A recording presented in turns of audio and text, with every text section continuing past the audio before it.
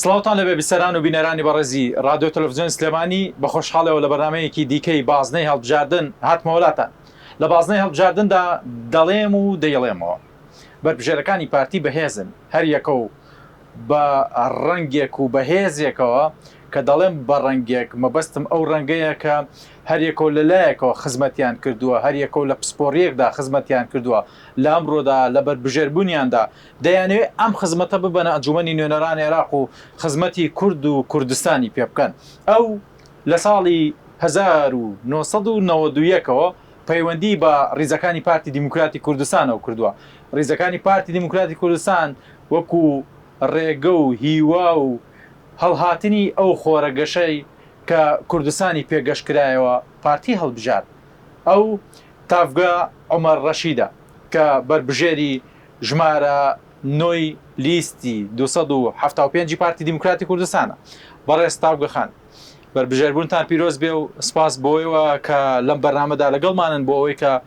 ڕاو بۆ چوونی جەنابتان وەربگرین بۆ ئەوەی دەنگدەرێکی زیاتر و هاونیشتیمانیانی زیاتر ئەو متمانەیە بە بەڕێستان بدەن و بە بەربژێرەکانی پارتی دیموکراتی کوردستان بدەن. زۆر سپاسانەکەم، سپاس بۆ ڕخساندنی ئەو دەرفەتە. منیش بە پێویستی ئەزانم لێرەوە سپاسی سەرکردایەتی پارتی دیموکراتی کوردستان بکەم بۆ متمانەدانیان بە من وەکو ئافرەتێک و کادرێکی پێشکەوتوی پارتی دیموکراتی کوردستان بەربژێرکردنم لە سنووری بازنەی سلێمانی. پاشا جیاوازی بەربژێرەکانی پارتی لەگەڵ لیست و قەوارە و لایەنەکانی دیکەدا چییە؟ بەڵێ بێگومان ئێمە ئەگەچایەک بە لیستەکەی 275 پارتی دیموکراتی کوردستان لە سەرجەم بازنەکان بخشێنین دەبینین کە هەموو ئەو کەسانن کە توانا و ئەزمون و شارەزایی و لێهاتوویەکی باشیان هەیە بۆ ئەوەی کە بتوانن ببنە داکۆکیکار و بەرگریگارێکی سەرسەرتی مافەنەتەوەیەکانی هەرێمی کوردستان و هاوڵاتیانی هەرێمی کوردستان بەپێی ئەو دەستور و ئەو یاسا نیشتیمانێکە لە عێراقی فیدراڵ کاری پێ ئەکرێ. بۆیە ئەوەی کە کاندیدانی پارتی و بەربژێرانی پارتی جیاکاتەوە بەڕاستی هەڵگری بینینەتەوایەتین بەرگریکاری پاکێجی نەتەوەین لە ئەنجومەنی نوێنەرانی عێراق. خۆتان لەوە جیا دەکەنەوە کەواتە دەتەوێت بڵێیت دەنگی بەربژێرەکانی پارتی لە ئەنجومەنی نوێنەرانی عێراقدا بەهێز بێت، کوردستان بەهێز دەبێت؟ بێگومان، چونکە ئێمە ئەزمونەکانی پێشوو و هەموو هەڵبژاردنەکانی پێشوو ئەو خولانەی کە ئەنجومەنی نوێنەرانی عێراق و بوونی نوێنەرانی پارتی لەناو ئۆرگانەکانی هەم دەسەڵاتی یاسادانان و هەم دەسەڵاتی جێبەجێکردن ئەوەی سەرماندووە کە ئەم نوێنەرانە داکۆکیکاری سەرسەختی مافەنەتەوەیەکانی هەرێمی کوردستان و پارێزەری پێگە و قەوارەی هەرێمی کوردستانن و هەرگیز مساوامان لەسەر شایستەدارایی و معنەوەکانی هاوڵاتیانی هەرێمی کوردستان نەکردوکەواتە ئەمەیە ئەو جیاوازی کە کادران و نوێنەرانی پارتی جیاکاتەوە لە لایەنەکانی تر. باشە، ڕابردووت تا چەند ئایندەت بۆ دروست دەکات و بە گروتینێکی باشترەوە دەتەوێت ئایندە دروستکەیت؟ بەڵێ، خۆی ئەزمموی 35 ساڵکاری حیزبیم لەناو ئۆرگانە جیاوازەکانی پارتی دیموکراتی کوردستان و 30 ساڵ ئەزمموی ئیداری بۆ پێی کە من وەکو شارەزایەکی یاسایی لە بواری یاسایی و هەروەها بە تایبەتیش مافەکانی مرۆڤ من هەڵقوڵاوی کێشە و گرفت و خەمی خەڵکم. بۆیە ئەمەوێت بەڕاستی لەم سۆنگەی و لە سۆنگەی بڕوابوونم بە هەموو ئەو بەرنامە و ئاماجانەی کە پارتی دیموکراتی کوردستان بۆی تێئەپۆشێ بتوانم کە ئەو ئەزمونە ئیداری و حیزبیە ببەمەنە و ئەنجومەنی نوێنەرانی عێراق و بە هەکبەیەکی پڕ بۆ ئەوی کە بتوانین یەک لەسەر مافە دەستورەکانی هاوڵاتیانی هەرێمی کوردستان بەڕاستی بجەنگین و دومیش ئەو یاسایانی کە پێویستە و تا ئێستا لەلایەن حکومەتی ئیتیحادی و بەڕاستی جێبەجێ نەکراوە یاخود دەر نەکراوە ئێمە بتوانین کار بە ئەو بکەن و کۆمەڵێک پرسی تر کە ئێمە لە بەرنامە پرۆگراممان هەیە هەم بە هاوبەشی لەگەڵ ئەو تیمەی پارتی دیموکراتی کوردستان کە ئەچنە ئەنجومەنی نوێنەرانی عێراق هەمیش وەکو تاکێک بتوانم کە کۆمەڵێک پرسی گەورە و پرسی نیشتیمانی هەیە ئەمە کاری بۆ بکەینەوە جێدەستمان دیار بێت لەو ئەنجومەنە. باشە، لە بەڕێوەبردندا دەست و پەنجەیەکی باشە لەگەڵا شل کردووە، چەند ساڵێکی بەڕێوەبردنت هەبووە وەکو بەڕێوەبەری گشتی. ئەم بەڕێوەبەرایەتی کە تۆ بەڕێوەت بردووە دەبێتەوە ئەوەی کە تۆ تەجروبەیەکی باشتر لەگەڵ خۆتابەری تا ئەنجومەنی نوێنەرانی عێراقەوە. بێگومان هەروەکو لە سەرەتا ئاماژەم پێکرد ئەوانەیە کە لە بواری مافەکانی مرۆڤ کار ئەکەن و لە بواری کۆمەڵگەی مەدەنی کارەکەن بەڕاستی هەڵقوڵاوی کێشە و گرفتەکانی خەڵکن ئەزانن خاڵە لاوازەکان لەکوێدایە بەتایبەتیش ئەو یاسایانەی کە کاری پێکرێەوە ئەو دەستورێکی ئێستا کاری پێکرێکە دەستوری عێراقی هەمیشەیە ساڵی 2005 کۆمەڵێک مادە هەیە کە تاوەکو ئێستا جێبەجێ نەکراوە کە ئەمە ڕەنگە هەم دەسەڵاتی یاسادانان و هەم حکومەتی ئیتیحادی بخاتە بەرپرسیارەتی مێژوویەوە چونکە ئێمە تێبینیمان کردووە بە حکمی کارەکەم کە ئێمە هەم وەکو بەڕێوەبەری گشتی فەرمانگەی یاسایی ئێمە کارێکی زۆرمان لەسەر یاساکان کردو ئەو پرۆژە یاسانی کە تەقدیم بە ئەنجومەنی نوێنەرانی عێراق کراوە ئێمە شوێندەستی خۆمان هەبوو بۆ چوونی خۆمان هەبە ڕۆیای خۆمان هەبە لەسەر ئەو پرۆژە یاسایانە بۆیە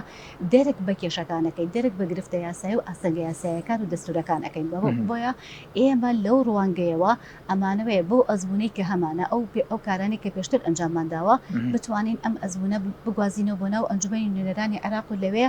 ئەو کارانی کە پێمان ئەسپێدرێ بە شێوەیەکی شارەزایی و لێهاتووی ئەمەکانی لەسەر باشە و پێشەلکاریانە کامانن وە چین کە بەغداد بەرامبەر بە هەولێر کردویەتی کە دەڵێم هەولێر هەرێمی کوردستان خۆی ئێمە ئەگەر سەیری سیستمی فدرالی بکەین لە عێراق بەڕاستی سیستمێکی فدرالی مەشروعە بۆچی چونکە ئەوەی کە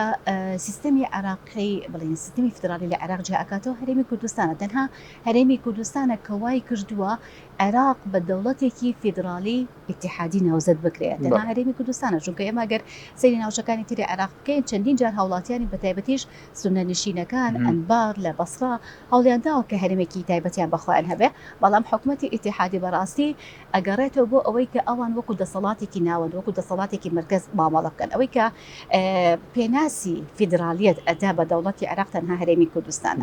بۆیە ئێمە تێبینیمان کردووە ئو دەستورەی کە هەرێمی کوردستان بە لە 1992 هاوڵاتیانی هەرێمی کوردستان دەنگی پێداوە بۆ ئەوەی کە ببێت بە سەنەدێک بۆ هەموو ئەو پرسە نیشتیمانیانەی تەرەکە لەلایەن حکوومەتی اتحادی دەرئەچێت و لە بەرژەوندی هاوڵاتیانی هەرێمی کوردستانە تا ئێستا نزیکەی 57 مادە تا ئێستا لەم دەستورە جێبەجێ نەکراوە چ جای ئەوەی کە بەڵێکە کە کۆمەڵێک ئۆرگانی گرنگ کە یەکێک لەوانە ئەنجومەنی فدرالیە بەڕاستی ئێمە ئەگەر بین خوێندنەوەی بۆ ئەنجومەنی فدرالی بکەین ئایا کارەکان و ئەرک و مەهامی ئەم ئەنجومەنە چییە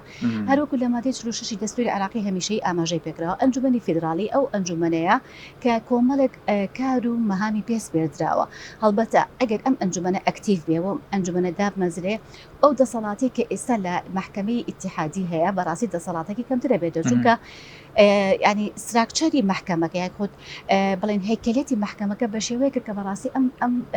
دەسەڵاتە دادوەری مسەیەسە ئێمە بمانەوە نەمانێ ئەو پرسانی کە ئەبرێتە ناو محکەمەی فدرالی بەڕاستی لە بەژۆندی هاوڵاتیانی هەرێمی کوردستانیە بۆ ئەمە لە فەراغی ئەنجومەنی فدراڵە ئەنجومەنی فدرال ئێمە ئەگەر خوێندنەوەیەک بۆ دەسەڵاتەکانی ئەم ئەنجومەنە بکەین ئەبینین کە هەیەکێک لە ئەرکە گرنگەکانی ئەوەیە چاودێری ئەدای حکومی بکە واجبە لەوەش چاودێری جێبەجێکردنی سیاسەتی مالی دەوڵەتی اتحادی بکە و هەروەها جێبەجێکردنی ئەو پەیماننامە و ڕێکەوتنامانەی کە عێراق پابند بۆ پێوەی کە ئەمەش بەڕاستیەکێکی ترە لەو بنەمایانەی کە عێراق بە شێوەیەک لە شێوەکان کە ئەوێ پێشیلی بکات یاخود گرفتی بۆ دروست بکە و چ جای ئەوەش کە چاودێری ئەرک و مەهامەکانی کۆمسیۆنە سەربەخۆکان بۆ منە کۆمسیۆنی باڵای مافەکانی مرۆڤ کە ماوەی 4 ساڵە حکوومەتی اتحادی بە ئەنقەست ئەم کۆمسیۆنی بەڕاستی ئیفلیج کردووە هەروە کۆمسیۆنی باڵای هەڵبژاردنەکان جگە لەوەش یەکێکی تر لە مەهامەکانی ئەنجومەنی فدرال ئەوەیە کە ڕاستپاردە و هەروەها لێپرسینەوە کەمە ئەرکێکی سەرەکی ئەنجومەنە ڕاستپاردە بدات بەلایەنە پەیوەنددارەکان و چاودێری سیاسەتی عامی حکوومەت بکە بۆیە کاتێک کە باسی ئەم ئەنجومەنە ئەەکەین بەڕاستی بۆچی کە ئێستا ئەم ئەنجومەنە دانەمەزراوە حکوومەتی اتحادی بە ئەنقاز پرسەکان دەداتە دەست محکەمەی فدرالی بۆ پێیکەوەکو باسم کرد محکەمەیەکە دەسەڵاتێکی دادوەریە ئەتاوەکو ئێستا بەڕاستی کارەکانی بە کەڤەرێکی سیاسی بەڕێوە ئەبات و خۆی لە پێکێنانی ئەنجومەنی فدرالی دزیوەتەوە کەواتە عێراق لێرە ئەمەیە خاڵێکی گرنگ هەیە کە ئاماژەی بۆ بکەم نەک تەنها ئەو دەیەوێت مافەکانی هاوڵاتیانی هەرێمی کوردستان پێشەر بکات و شایستە دارایی و معنەوەیەکانی هاوڵاتیانی هەرێمی کوردستانەدا بەڵکو خۆشی لە کۆمەڵگەی نێودەوڵەتی ئەدزێتەوە بە شێوەکان بە ئیفلیشکردنی و کۆمسیۆنە باشە ڕۆڵی کۆمەڵگەی نێودەوڵەتی لەو خاڵ و بنەما و چەمکە ئەساسیانەی کە جەنابتان ئاماژی پێدەدەن چییە؟ من دیارە جەنابتان ئافرم بە تێر و تەسەلانە تشکتان خستە سەر ئەو بابەتە گرنگ و ئەو ڕێکارانەی کە بۆ ئایندەی با بڵێن بربژێرێکی بەهێزی وەکو جەنابتان پێویستە کە کاری لەسەر بکات ڕۆڵی نێودەوڵەتی ئێمە ئەگەر تەماشای هەموو ئەو راپۆرتانەی تری پێشووتری عێراق بێن بەڕاستی کۆمەڵێک راپۆرت کراوە بە لیژنەکانی تایبەتمەند لە ئەنجومەنی مافی مرۆڤی نەتەوەی گرتوەکان چ جای ئەو راپۆرتەی کە 4 ساڵ جارێک عێراق ئەیدا بە ئەنجومەنی مافی مرۆڤی نەتەوەی گرتوەکان لەم راپۆرتانە ئەبینین کۆمەڵێک ڕاستپاردە و سەرنج و تێبینی لەسەر مەهامی حکوومەتی اتحادی و ئەو پێشەرکارانەی کە ڕۆ ئەدات ئیتر لە هەموو لایەنەکان بە تایبەتیش لایەنە مرۆیەکان هەم دۆخی ئافرەتان دۆخی منداڵان دۆخی ڕاگیراوان و سزادراوان دۆخی میدیاکاران نووسەران و ڕۆژنامەنووسان دۆخی پێکاتەکان بەڕاستی کۆمەڵێک کێشەی تر کە لەم راپۆرتانەیە ئاماژەی پێکراوەکە ئێمە کاتێک ئەڵێن ڕاستباردە ئەمان با بڵێن زیاتر زاراوەیەکی دیبلۆماسیە کە کۆمەڵگەی نێودەوڵەتی بەکاری ئەهێنێ کە ئەڵێ ڕاستباردە دەنا ئەمە سەرنج و تێبینی لەسەر ئەرک و مەهامەکانی حکوومەتی ئیتحادی جگە لەوەش ئێمە ئێستا کە من باسی ئەنجومەنی فیدراڵیم کردگە یەکێک لە ئەرکەکانی ئەوەیە کە سەرپەرشتی و چاودێری ئەرکەکانی کۆمیسیۆنی باڵای مافەکانی مرۆڤی عێراقکە ئەم کۆمیسیۆنە وەکوتم لە ساڵی 2021 ئیفلیش کراوە کەواتە ئێستا ئەو لایەنەی کە راپۆرتی تایبەت لەسەر عێراق تایبەت بە ڕەوشی مافەکانی مرۆڤ ئەدا بە کۆمەڵگەی نێودەوڵەتی جیهازێکە کە وەزارەتی دادا هە لە چوارچێوەی دەسەڵاتی جێبەجێکردنە کە ئەمە خەرقێکی مەبادیئی پاریسە کە لە ساڵی 1993 دەرچووە لە کۆنگرەی پاریس کە عێراق پابەندە پێوەی کەواتە یەکێک لە سەرنج و تێبینەکانی تری کۆمەڵگەی نێودەوڵەتی ئێمە لیژنەیەکی تایبەتمەندمان هەیە لیژنەی ICC پێوترێ لە ئوسترالیا ئەم لیژنەیە ئەرک و بەهامی سەرەکی چییە؟ ئەوەیە پۆڵێنی کۆمیسیۆنەکانەکە ئەو کۆمیسیۆنانەی لە وڵاتانی دنیا کە ئەندامی کۆمەڵی گشتینەتەوەی گرتوەکانن لەسەر بنەمای پاریس دامەزراوە کە لە ساڵی 1993 لە کۆنگرەی پاریس دەرچووە بەڵام عێراق ئێستا لە تەصنیفی ئەی هەتەبی هەتا 21 ئەم بانگیان بۆ داناوە ئەگەر عێراق کۆمیسیۆنی باڵای مافەکانی مرۆڤ دانا مەزرێنێتەوە هەروە بە ئیفلیجی بمێنێتەوە ئەو کاتە لە هیچ پۆڵانێکی ئەم لیژنە تایبەتمەندە نابێکە لە وڵاتی ئوسترالیایە کە ئەمەش بەڕاستی پێگەی عێراق ئەخاتە ژێر بەرپرسیارەتیەوە لە ئەسەر ئاسی نێودەوڵەتی جگە لەوەش ئێمە ئەومان بیر نەچێ لە ماوەی پێشودا عێراق ئەندامەتی ئەنجومەنی مافی مرۆڤین لێوەرگیرایەوە بۆچی لەبەرەوەی کە پێشێلکارێکی زۆر لەسەر مافەکانی مرۆڤ هەیە کەواتە عێراق زیاتر چ پێشێلکاریەک بزەغ بوو لە عێراقدا بەڵێ خۆی ئێستا ئێمە ئەگەر بمانەوێ هەڵسەنگاندنێ بۆ ئەو بابەتە بکەین ئێمە ئەبێ سەیری دواهەمین راپۆرتی عێراق بکەین کە پێشکەشی ئەنجومەنی مافی مرۆڤینەتەوەی گرتوەکانی کرد کە لە ساڵی بڵین پاددا بوو ئەم راپۆرتەکە پێشکەش کرا کۆمەڵێک ڕاستپاردەرا بەڵێ کۆمەڵێک ڕاستپاردە و تۆسیە درا بە عێراق زۆرترین ئەو ڕاستپاردانەی کە لەلایەن کۆمەڵگەی نێودەوڵەتیەوە درا بە عێراق ئەوە بوو دەرکردنی یاسای جعفەری بەڕاستی ئەم یاسایە کۆمەڵێک خەرقیتیە نەک تەنها لەسەر ئەوەی کە مافەکانی ئافرەتی پێشێل کردووە بەڵکو ئێمە ئەگەر بگەڕێنەوە دەستوری عێراق مەبدەئی جیاکردنەوەی دەسەڵاتەکانمان هەیە دەسەڵاتی یاسادانان لە دەسەڵاتی جێبەجێکردن و دەسەڵاتی دادوەری بەڵام عێراق هاتووە دەسەڵاتی یاسادانانی لەناو دەسەڵاتی جێبەجێکردندا شوێن کردوەوە چۆن ئەگە سەیری یاسای جعفەری بکەین کاتێکە دەرکردنی مدەوەنەی ئەحکامەکان ئەدا بە دیوانی وەقفی سونی لەگەڵ دیوانی وەقفی شیعی کەواتە ئەم مدەوەنەیە بە بەسابەی قانونێکە قانونەکەش ینی خەڵک ئەبێ هاوڵاتیانە بێ ئیلتیزامی پێوە بکەن کە ئەمە لە ئەسڵدا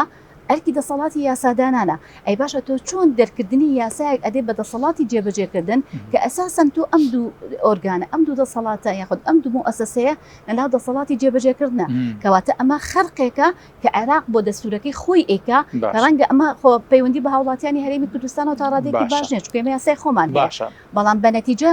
هەم لەلایەن کۆمەڵگەی نێودەوڵەتی سەرنج و ڕاستپاردەیەکی زۆر خراوەتە بەردەمی حکوومەتی ئیتیحادی و هەمیش هاوڵاتیانی خۆی بەڕاستی لە پێشێلکردنی مافە دەستوریەکان بە دەرکردنی ئەم یاسایە پێشەلکاری لەسەر مافەکانیان کراوە بە تایبەتیش ئافرەکان ئێستا هاوڵاتێکی سادە ئەم پێشەلکاریان نازانێت کە لەلایەن عێراقەوە دەکرێت چۆن هاوڵاتی تێبگەێنین کە بەڵێ ئەو بەغدایە ئەو هەموو پێشەلکاریانە بەرامبەر بە هاوڵاتەکانی خۆی بەرامبەر بە هەرێمی کوردستان بەرامبەر بە عێراق دەکات ئێمە میکانیزمی جیاواز هەیە بۆ ئەوانە ئێمە بەڕاستی وەکو هەرێمی کوردستان ئەو راپۆرتانەی کە هەرێمی کوردستان لە ڕێگەی بڵین دەوڵەتی ئیتیحادی و پێشکەشەکە ئێمە سەرنج و تێبینی خۆمان نووسیوە لەسەر ئەو بابەتانە و هەر لایەنێکی نێودەوڵەتی کە سەردانی هەرێمی کوردستان ئەکات و سەردانی ئەو ئۆرگانانە ئەکە کە تایبەتمەندە بۆ ئەم بابەتانە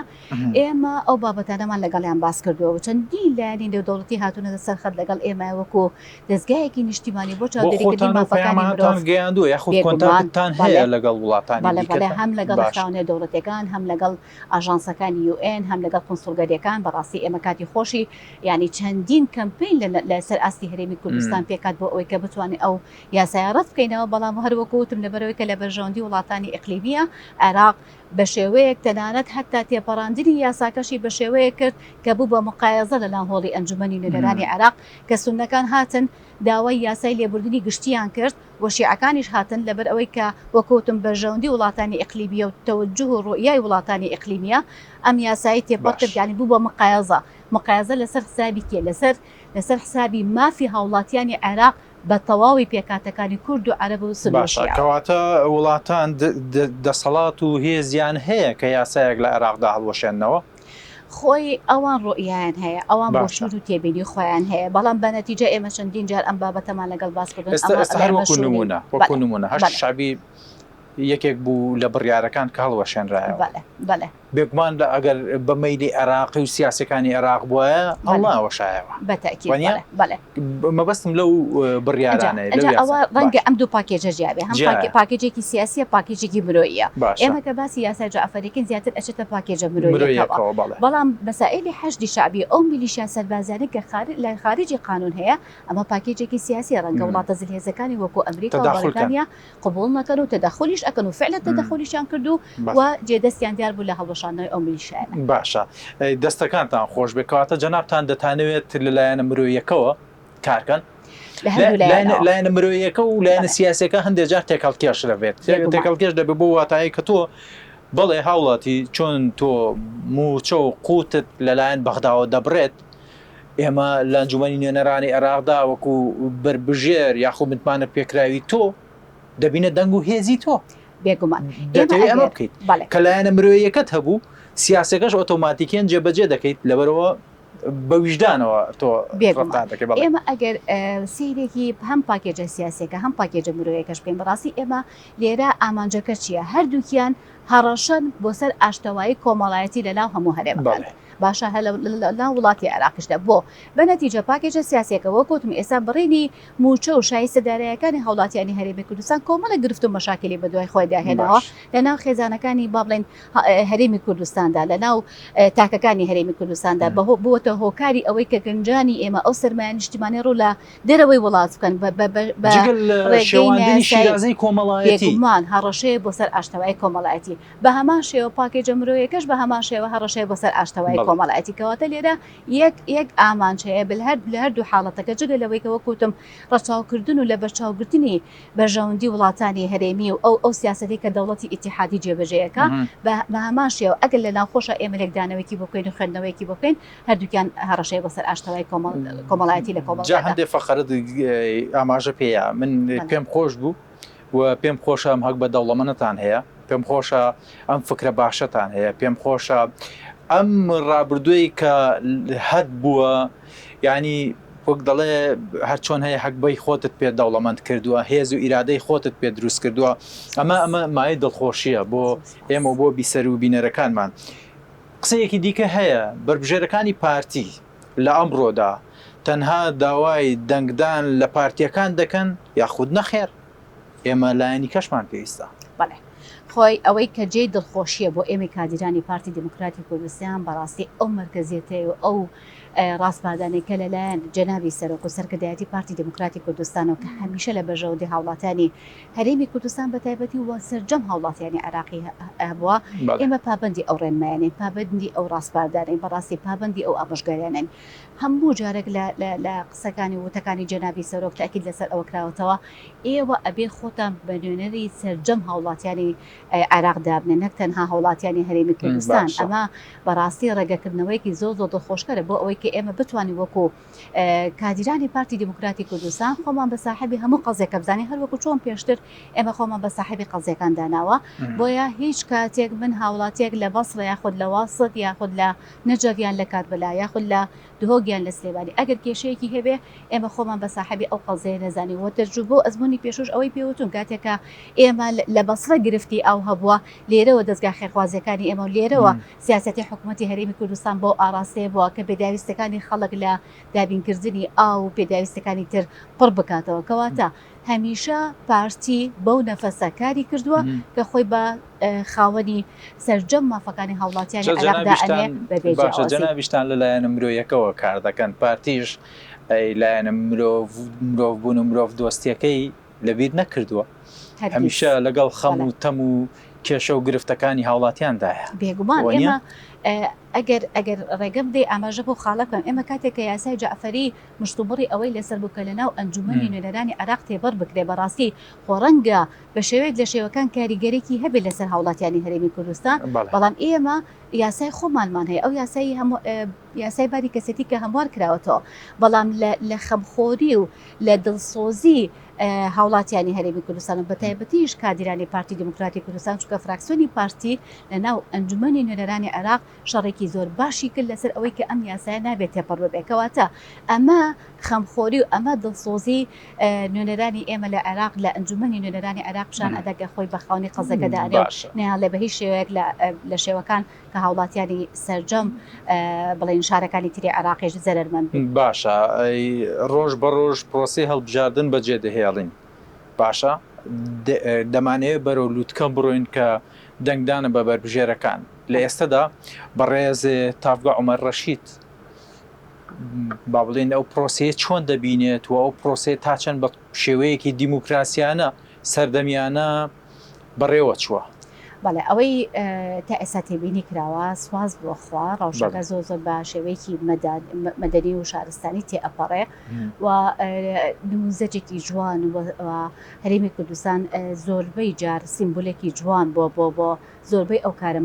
مەدەنیانە ئەو کارە شارستانیانە کە کراوە بۆیە سپاس بۆ خۆتای ئێستا پرۆسەکە بە شێوەیەکی زۆر مەدەنی و شارستانی تێئەپەڕێ ئومێدەکەم هەتا کۆتایی ڕۆژی بانگەشەی هەڵبژاردن بەم شێوەیە تێپەڕ ببێت چونکە بە نەتیجە ئەوەی کە ئێمە ئەمانەوێت بەڕاستی ئەوەیە کە نوێنەرانی کورد هەم لە ڕووی ژمارە و هەم لە ڕووی کوالیتی بەڕاستی لەناو ئەنجومەنی نوێنەرانی عێراق ڕۆڵێکی باشیان هەبێ بۆیە سپاس بۆ خۆتە ئێستا پرۆسەکە بە شێوەیەکی باش ئەڕات و هیچ کێشە و گرفتێکی بۆ شێوەیە بۆ کەشایانی باس ببێت. باشە جیاوازی ئەم دەنگدانە لەگەڵ دەنگدانی کوردستاندا جیاوازی چی دەبێت؟ خۆی عادەتەن ئەو بابەتانەی کە با بڵێن زیاتر پرسێکی ناوخۆییە ڕەنگە ئەمە زیاتر جیاوازی هەبێت لەگەڵ ئەوەی پرسە نیشتیمانەکان چونکە زۆربەی زۆری ئەو هاوڵاتیانی کە من چاوپێکەتم لەگەڵیان کردو بەڕاستی ئەڵێ ئێمە ئەو وا تێگەشتە کە ئەمە شەڕی ئێمە لەگەڵ عەرەب لە کاتێک داوانیە بەڵکو ئەمە ناردنی تیمێکی مەدەنیە چونکە لەناو ئەنجومەنی نوێنەرانی عێراق و ئەبێ هێزێکی مەدەنی کارای کاریگەربی لەوەی کە شەڕی دەستور و یاساکان ئەەکەی کەواتە زیاتر هاوڵاتیان پەرۆشم بۆ ئەوەی کە ئێمە بتوانین لەم پرسە نیشتیمانیە بتوانین سەرکەوتوو بین بۆ ئەوەی کە هەم مافەکان و شایی سەدارایی و معنەویەکانی ئەو وڵاتیانە بەڕاستی بەدەست بێنینەوە ئەویش لە ڕێگەی جێبەجێکردنی مافە دەستوریەکان و ئەو بابەتانش کە تا ئێستا بەداخەوە یاسای پێویستی بۆ دەرنەکراوە. کەواتە جیاوازیەکەی لەوەدا دەبێت ئێمە لە کوردستاندا هەرچۆن هەیە بربژێرەکانمان کوردن وەکو پەرلەمانی کوردستان بەڵام لە عێراقدا ئێمە لەبری ئەوەی کە بەهۆی با بڵێن دەنگێکەوە یاخود پەرلەمانتارێکەوە بڕیارێک لە دەستبین بە ئەو بڕیارە لە دەستینین بربژێرێکی زیاترمان لە پەرلەماندا هەبێت و داوا بکەین لە دەنگدەران لە ئەمڕۆدا بە جۆش و خڕۆشێک و بە گەرم و گوڕەیەکی باشترەوە جیاوازتر لە هەڵبژاردنەکانی دیکە بچینە سەر سندوقەکانی دەنگدان و دەنگ بەو بەربژێرانە بدەن کە مەبەستمانن تایبەتتر و با بڵێن زیاتر ئەو بەربژێرانی کە پارتی متمانیان پێدەکات. بێگومان ئەمە خاڵی جەوهەری بەڕاستی سەرکەوتنەکەیە کە ئێمە بتوانین ئەو نوێنەرانەی چونکە ئێمە ئێستا ئەومان لەبیر نەچێت ئەو بەربژێرانەی کە هەڵبژێردراون یا دەستە بژێر کراون لەلایەن سەرکردایەتی بەتایبەتیش من کە قسەم لەسەر پارتی دموکراتی کوردستانە کە دەستە بژێر کراون بۆ ئەوی کە نوێنەرایەتی خەڵکی کوردستان بکەن لە ئەنجومەنی نوێنەرانی عێراق کۆمەڵێک پێوەەر هەیە کۆمەڵێک بنەما هەیە کە بۆیان دیاری کراوە ئەمانەش بەڕاستی هەنگاوێکی زۆر ئیجابی زۆر باش بوو بۆ ئەم خەڵکە چونکە ڕەنگە تۆ لە پەرلەمانی کوردستان زیاتر پێویستت بەوە نەبێت کە تۆ زمانی عەرەبی شارەزابی خۆ زمانەکانی تر شارەزابی بەڵام تۆ لە ئەنجومەنی نوێنەرانی عراق زۆرجار ڕاستە زمانی کوردی زمانێکی فەرمیە لە دەستوری عراقی هەمیشەی ئاماژەی پێکراوە بەڵام لەگەڵ ئەوەشدا زۆر پەیام هەیە زۆر مەسیج هەیە تۆ ڕەنگە بتوانێت کە بە زمانی عەرەبی ئەم مەسیجانە بگەێنی کەواتە ئەبێ هەندێک ئەمە لە ڕۆژکلێکەوە ئەم جیاوازی هەیە اینجا چ جای ئەوەی کە ڕوە مەوزوعێکە و ڕۆژەوەرێکە کە تۆ پێویستە بەڕاستی لەوێ شەڕی کۆمەڵێک خەڵکی تر بکەیت کە ئەوان ڕەنگە هەتاوەکو ئێستا بۆ فکرە شۆڤینێکە ڕژەمەکانی پێشووتری عێراق دەرحەق بە هاوڵاتیانی ئێمەیان ئەکرد هەر بە هەمان شێوە دوورکەوە پێویستەکە بەو شێوازە تۆ بتوانێت کە هەکبەت پڕ بێت و بە ئەزمونێکی باش بچی ئەو شەڕە مەدەنیە باشە بەڕێستاافگە ینی ئێستا چەند بەرگەیەکی یاسایی هەن لە ئەنجومەنی نوێنەرانی عێراق وەکو دەستور گۆڕانکاریان بەسەردا نەهاتووە پێت هەنوانە ینی کە دەڵێم گۆڕانکاریان بەسەردا نەهاتووە لە ساڵەکانی 90ەکان و 80ەکاندا هەمان بڕگە و هەمان چەمک بوون کە کاریان پێدەکرا پێویست ناکە پێداچوونەوەی پێدا بکرێت بە حکمی پێشکەوتنەکانی سەردەم بە حکمی ئەو جیل و نە و ژیانکردنە ینی گۆڕانکاری لەگەڵ ئەو بەرگانەدا بکرێت خۆی ئەوەی کە ئێمە تێبینیمان هەیە وەکو پارتی دموکراتی کوردستان لەسەر ئەو دەستوری عراقی ئێستا کاری پێکرێت بەڕاستی دەستورێکی خراپ نییە ڕەنگە تێبینی و سەرنجمان هەیە لەسەر زۆری بەرگەمادەکانی ژیانی زۆربیان ئێمە سەرنج و تێبینی خۆمانمان هەبێ بەڵام بە نەتیجە لەبەرەوەی دەستوری عراقی دەستورێکی جامدە و ئەم دەستورە ژیانی زۆر بەدرەنگ گۆڕانکاری تێدا ئەکرێ بەڵام بە نەتیجە ئێمە لە ئێستادا داوای جێبەجێکردنی ئەو مافە دەستوریانە ئەکەین کە لەناو ئەو مادە دەستوریانە ئەکەین کە لەناو ئەم دەستورە ئاماژەی پێکرا بەڵام تا ئێستا بە ڕۆیای سیاسی تا ئێستا جێبەجێ ناکرێت بۆچی جێبەجێ ناکرێت بۆچی ئەو یاسایانە کە لەناو دەستورەکە ئاماژەی پێکراوە بۆچی جێبەجێ ناکرێت چیە لە جێبەجێ نەکردنی لەبەر ئەوەی کە ئەدی بەڕاستی وەڵامەکە دیارە لەبەر ئەوەی کە ئەوان ئەیانەوێت بە هەموو شێوازێک پێگە و قوارەی هەرێمی کوردستان لاواز بکەن کە بەداخەوە ئەتوانم بڵێم زۆر هەڵەن لەم بیرکردەوەیە پێگە و قوارەی هەرێمی کوردستان بە چەندین جینۆساید و ئەنفال و کیمیاباران و کۆمەڵی پرۆسەی تر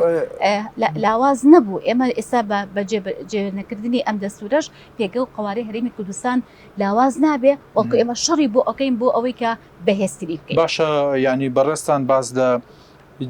شەڕکردن لەگەڵ هەرێمی کوردستاندا دەکەن یا خودەها وەکو دەڵێن حربی نەفسی لەگەڵ هەرێمی کوردستاندا دەکەن بەڵام لە 2003دا دێنەوە سەر مێزەکە و تەقە دەدەنەوە لە دەرگاکەی سەرکردایەتی کورد و لە نێوەندیانە بەڕێز مەسعود بارزانی سەرۆک ڕێبەر ڕێنیشاندەر و زۆر جار لە کێشە و گرفتەکانی زۆری سیاسەکانی عێراقیشدا ڕۆڵ و پێگەیەکی هەبووە وە لە دەستوری وە لە نووسینەوەی دەستوریشدا هەمیشە ڕاو بۆچوونی جەنابیان مەبەست بووە ینی بۆچی لەم کاتەدا پێویستیان بە کوورد دەبێت و دێنەوە هەولێر بەڵام لەو کاتەدا کە ژیانەکەیان هێمن دەبێتەوە و کێشە و گرفت نامێنێت دەکەونە وێزەی کورد خۆی ئەوە وازەحە بەڕاستی جێبەجێکردنی ئەجندایەکی سیاسیە کە حکومەتی ئیتیحادی پەیڕەوی ئەکا نەزیاتر نەکەمتر دەرحەق بە هەرێمی کوردستان چونکە ئێمە هەمومان ئەزانی کە بەڕاستی هەندێک لایەنی نێودەوڵەتی هەیە هەندێک لایەنی ئەقلیمی هەیە کە ئەیانەوێت بەڕاستی پێگە و قوارەی هەرێمی کوردستان لاواز بکەن بۆیە باشترین میکانیزم بۆ ئەو ئامانجە ئەوەیە کە بتوان لە ڕێگەی جێبەجێنەکردنی ئەو مادە دەستوریانەوە لە پێگە قوارەی هەرێمی کوردستان بن ئەمە خاڵ یەکەم خاڵی دووەم یعنی ئێمە ئەزمونەکانی پێشوو ئەوەی بۆ سەلماندوی نەک تەنها لە نووسینەوەی دەستور نەک تەنها لە بڕیاردان لەسەر دەستوری عراقی هەمیشەیە بەڵکو لە کاتی پێکێنانی کابینە جیاوازەکانی حکوومەتی ئیتیحادیە گەڕانەوە بە لای سەرۆک بارزانی ئەمە بەڵگەیەکی حاشا هەڵەگرە کە ڕۆئیا و دیدگای بەڕێزیان لە ناو هەموو کابینە وەزارەکانی پێشووتر ڕەنگی داوەتەوە هیچ ئێمە خوایار بێ چەند ڕۆژێکی تر هەڵبژاردن ئەکرێت و ئەگەینە ئەو قۆناغا کە چۆن ئەحزابی سیاسی عراقی بە جیاوازی ئایدیاکانە ڕوو لە هەرێمی کوردستانەکەن و ئەچنە دیداری سەرۆک بارزانی بۆ ئەوەی ڕێژەڵەنیشاندەر و بەڵێ بێگومان من ئەم قسەیە بەرپرسرا ینی لێپرسراوم بەرامبەری و ئەیبینین کە چۆن بە تەواوی ئایدیاکانەوە بە تەواوی بیر و بۆچوونی سیاسیانە ڕوو لە هەرێمی کوردستانەکەن و دیدگای بەڕێزیان وەرەگرن بۆی کە لەسەر چۆنێتی پێکێنانی کابینەی حکوومەتی ئیتیحادی ئەمە بەڵگەیەکی حاشا هەڵەگرەوە پێشتریش نمونەمان هەیە لەسەر ئەم بابەتەکەواتە جێبەجێکردنی ئەجندای سیاسی وڵاتانی تر لە ڕێگەی حکوومەتی ئیتیحادیەوە ئەمە ئەو ئامانجەیە کە بەداخەوە حکوومەتی ئیتحادی بەکارهێنا وەکو عادەت بڵێن ئەداتێک وەکو ئالەتێک بۆ ئەوەی کە بتوانن پێگە و قوارەی هەرێمی کوردستانی جامە جێی دڵخۆشیە کە سەرکردایەتی کورد هێندە بە گەورەی خۆی هێشتوەتەوە بەڵێ با ئەوان تەقەبەنە دەرگاکەمان با ئێمە میوانداری ئەوان بکەین با ئەوان گرفتمان بۆ دروستکەن با ئێمەش ڕوبەڕووی گرفتەکان ببینەوە کوردستان ڕۆژ بە ڕۆژ لە گەشە سندندا بێت و دڵی هاوڵاتیان و چین و توێژەکانی کوردستان خۆشتر بێت لەو هاوڵاتی کە لە بەغداوە دێتە هەرێمی کوردستانەوە ئاوات بە و خزمەت گوزاری و ئاوەدانی و خۆشگوزەرانی کە لە هەرێمی کوردستاندا هەیە ئاواتی پێ بخوازێت بڵێ شانازیە بۆ مرۆڤ با ئێمە بەو شێوەیە بڵێن کە کوردین کە بە کوردی دروستکراوین کە بە کوردی دەدوێن کە شانازی بە دەستکەوت و سەرکەوتنەکانی گەلی کوردستانەوە دەکەین. سپاس بۆ بەڕێستان. من هیوام بەڕێستان لە ئەنجومەنی نوێنەرانی عێراقدا ببینمەوە. دەزانم شایستەن، دەزانم دڵسۆزن، دەزانم لەو پەیڕە و پرۆگرام و پرەنسیپەی کە پارتی دیموکراتی کوردستان دایناوە بۆتان بە دڵسۆزانەتر و بە کارامانەتر کاری لەسەر دەکەن. دەتوانن بانگەشە بۆ خۆتان بکەن و داوا لە دەنگدەرانتان بکەن کە دەنگ بە ژمارە 9 جەنابتان و لیستەکەتان بدەن. فەرموون. زۆ سپاس دەنگ دەری خۆشەویست لەبەر ئەوەی کە ئێمە نوێنەرانی ڕاستەقینەی هاوڵاتیانی کوردستانی و هەروەها سەرجەم هاوڵاتیانی عێراقین داوەتان لێ ئەەکەین کە متمانەتان هەبێ بە کاندیدانی لیستی 275 پارتی دموکراتی کوردستان و لە ناویاندا کاندیدی ژمارە 9 تابع عومەر ڕەشید لەسەر لیستی 275 لە بازنەی سلێمانی. سپاس بۆ جەنابتان سەرکەوتوو بن. سپاس بۆ ئێوەش کە تاوکات بیسەر و بینەروان بوون و بە هەمووتان بە تێکڕا چی دەنگدەرە دەنگ بە لیستەکەی پارتی دیموکراتی کوردستان بدەن و بڕۆن دەنگ بە ژمارە 275 بدەن و تەندروست بن و دوور بن لە بەڵاو کوردستانێکی ئازاد و سەرکەوتوو بۆ هەموو لایەکمان بە ئاوات خوازین. خواتان لەگەڵ بێت.